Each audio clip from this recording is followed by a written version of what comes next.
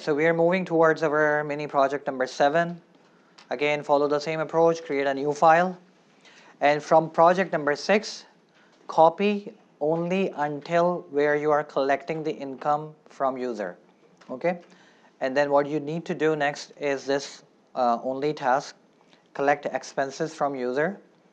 So ask, first of all, so far we have been asking user to provide the single value of an expenses.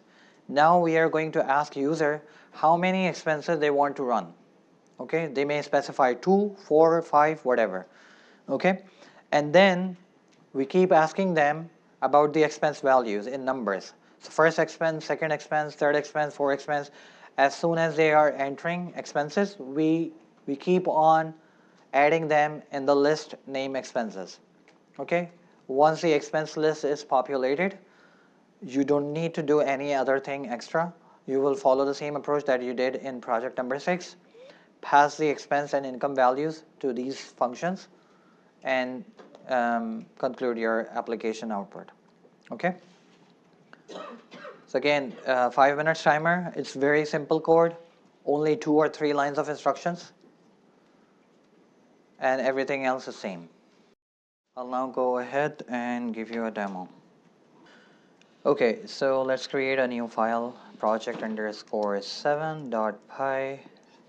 What I need to do first is copy until this statement income, where I'm collecting income, and paste it here. Now what I need to do next is need to collect how many number of times user wants to enter their expenses. So maybe I can give a name num expenses, referring to the total number of expenses. Take input from a user, asking for enter number of expenses you want to add. Okay, and then give a space, a little bit of space to make it reader friendly. Whatever is number they specify, I need to convert them into an integer. You can also specify here integer only. It should not be a floating point value. Okay. Once I have the number of expenses, I need to add them into an expenses list.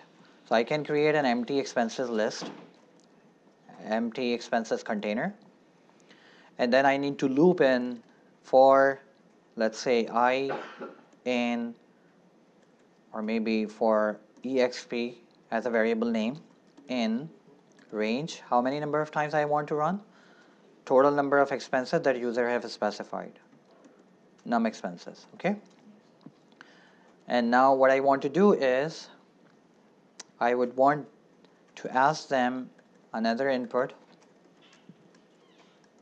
enter expense, maybe the value of I, okay, or exp plus 1. I would use F statement here. So what is happening here is currently during the first iteration the value of exp would be 0. So 0 plus 1, it will ask user enter expense number 1, okay, and give a space colon followed by colon. And once they enter, maybe I can also write numbers only, just for make it clear. Whatever they specify, I need to convert that into a floating point value, just like we did in past.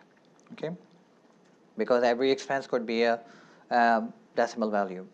So once they specify it here, I can either pass this entire thing into an append function, but let's make it simple. Let's call it E. So E is our expense, and I want to add that E into my expenses list. So expenses dot append function, and I would just write E. So after taking the input, it will append E into an expenses list. So once we have the expenses created, I can just copy and paste again. So recall that in the past project, in the previous project, we hard-coded these values into the list. What we are doing is we are collecting the same number of inputs or whatever user specify and appending them into this list. and I would just copy and paste the functions. So once I already have the income collected from them, I already have the expense list populated, so I will just calculate the sum and then calculate the balance with the help of this calc balance function, and then pass this balance value to financial underscore status function. Okay, let's try to run this code. Python project underscore 7.py. We'll ask my name first, monthly income, again 1, 2, 3, 4. Enter number of expenses you want to add, integer only. Let's say I want to add 3 expenses. So now the loop is going to run 3 times. It is going to take enter expense number 1, numbers only. Okay, let's say 12.4, 21.4, and maybe a little bit bigger value, 34.23, and something 56.4. Okay, so it will add them together. So it tells me like total expenses are 43.0333, and you know how we can actually round it off to up to 3 decimal places or 2 decimal places, whatever you wanted, and then it prints a message, great, you are saving money. Okay, so we have learned how to collect expenses repeatedly using for loop, how to append them into the expenses list. We have seen the practical application and the practical use of doing that, and once we are done with it, we can actually just pass the functions, call the previously built functions. We do not need to rewrite everything again. Okay, so this is it for today. Next time we'll do more in this code. Thank you very much and have a great weekend.